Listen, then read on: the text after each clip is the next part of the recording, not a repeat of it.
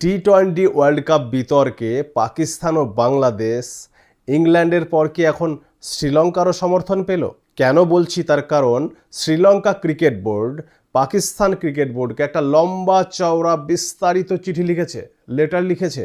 শ্রীলঙ্কা সেই চিঠিতে ঠিক কী লিখেছে আপনাদের বিস্তারিত জানাবো।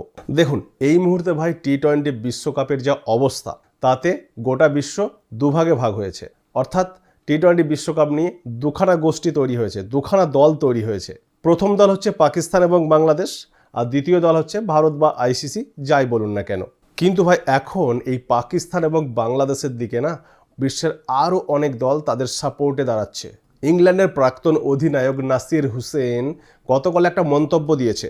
তিনি তাদের পরিষ্কার জানিয়ে দিয়েছেন এতদিন ধরে যে ঘটনাগুলো ঘটছে তাতে তিনি পাকিস্তানের পাশেই দাঁড়াচ্ছেন, পাকিস্তানের সাথে সহমত পোষণ করছেন। তাছাড়াও তিনি বলেছেন, আমি বাংলাদেশকেও সমর্থন করছি এবং বাংলাদেশের দাবিটাও যথাযথ ও যুক্তিসঙ্গত বলে মনে করছি। অবশ্য নাসির হোসেন সবসময়ই ভারতের বিরুদ্ধে কথাবার্তা বলে থাকেন। এমনকি নাসির হোসেনের মতো একজন ক্রিকেট এক্সপার্ট মনে করছেন পাকিস্তান ভারতের বিরুদ্ধে ম্যাচ বয়কট করে যে সিদ্ধান্তটা নিয়েছে সেটা নাকি আইসিসির নিয়মের মধ্যেই পড়ে।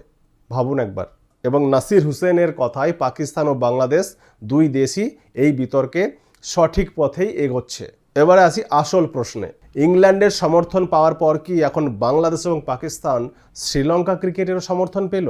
পাকিস্তান এবং বাংলাদেশ এই বিষয়ে কিন্তু দুই দেশই তাদের অবস্থান খুব জোরালো করতে চাইছে। তার কারণ ভাই, Sri Lanka cricket board Pakistan cricket বোর্ডকে একটা লম্বা চওড়া বিস্তারিত লেটার লিখেছে, চিঠি লিখেছে। সেই চিঠিতে কি লিখেছে, কি বলা হয়েছে সেটা আপনাদের জানাচ্ছি। আসলে আপনারা সবাই জানেন আগামী 15ই ফেব্রুয়ারি টি-20 বিশ্বকাপের সব থেকে বড় ম্যাচ অর্থাৎ ভারত এবং পাকিস্তানের মধ্যে ম্যাচটা শ্রীলঙ্কার প্রেমাদাসা স্টেডিয়ামে হওয়ার কথা ছিল। এখন দেখুন, এই ম্যাচটা কিন্তু শ্রীলঙ্কার জন্য খুবই গুরুত্বপূর্ণ ছিল।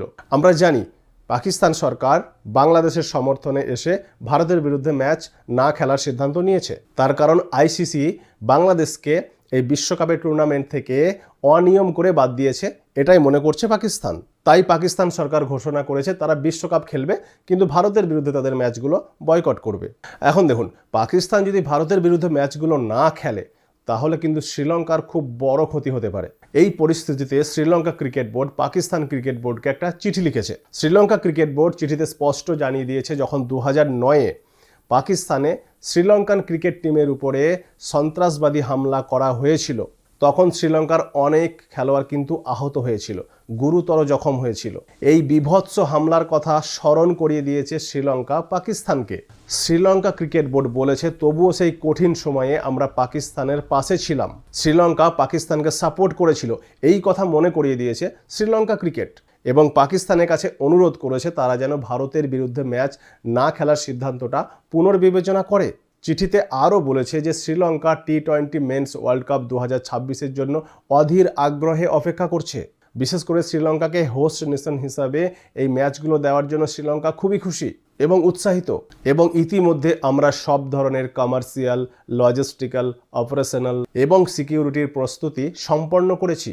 অর্থাৎ ভারত পাকিস্তানের ম্যাচ করাতে গেলে যে একটা বড় সিকিউরিটির দরকার হয়, লজিস্টিক্যালের প্রয়োজন হয়, তার মধ্যে আবার হসপিটালিটি রয়েছে, তার একটা বড় প্ল্যান করার দরকার হয়।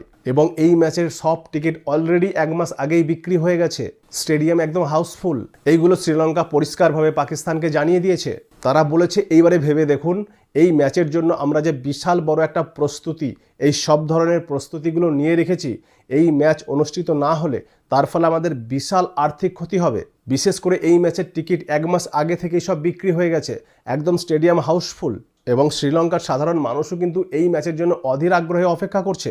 এখন দেখুন, পাকিস্তান যদি ভারতের বিরুদ্ধে এই ম্যাচ না খেলে তাহলে আইসিসির তো ক্ষতি হবেই, পাকিস্তানেরও ক্ষতি হবে, ভারতেরও ক্ষতি হবে। কিন্তু ভাই, এই ক্ষতির হাত থেকে শ্রীলঙ্কাও রক্ষা পাবে না, শ্রীলঙ্কারও একটা বিশাল বড় আর্থিক ক্ষতি হয়ে যাবে।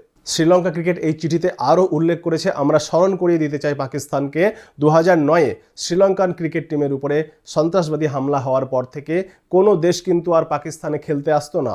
সেই কঠিন সময়ে আমরা অর্থাৎ শ্রীলঙ্কান ক্রিকেট টিম পাকিস্তান সফর করেছি, বারবার পাকিস্তানের সাথে ম্যাচ খেলেছি এবং পাকিস্তানকে সমর্থন দিয়েছি, পাকিস্তানের পাশে দাঁড়িয়েছি। অত্যন্ত কঠিন সংবেদনশীল পরিস্থিতিতেও আমরা পাকিস্তানে আমাদের দল পাঠিয়েছি খেলার জন্য। সেই সময় তখন সেখানে গুরুতর নিরাপত্তাজনিত সংকট ছিল, তবুও শ্রীলঙ্কান ক্রিকেট টিম পাকিস্তানে গিয়ে সেই সময় ম্যাচ খেলেছে, যে সময় অন্য কোনো দল পাকিস্তান সফরে আসতো না। অর্থাৎ শ্রীলঙ্কান ক্রিকেট বোর্ড পাকিস্তানকে বারবার মনে করিয়ে দিয়েছে যে 2009-এর পর থেকে যখন কোনো দল তাদের সাথে খেলতে যেত না, সেই সময়ে, সেই কঠিন সময়ে কিন্তু শ্রীলঙ্কায় একমাত্র পাকিস্তানের পাশে দাঁড়িয়েছিল এবং পাকিস্তানে গিয়ে ম্যাচ খেলতো। এখন দেখার বিষয় একটাই, পাকিস্তান কি শ্রীলঙ্কার এই অনুরোধ মানবে নাকি নিজেদের সিদ্ধান্তেই অনড় থাকবে? কমেন্টসে আপনাদের মতামত জানতে চাইছি। Thank you everyone.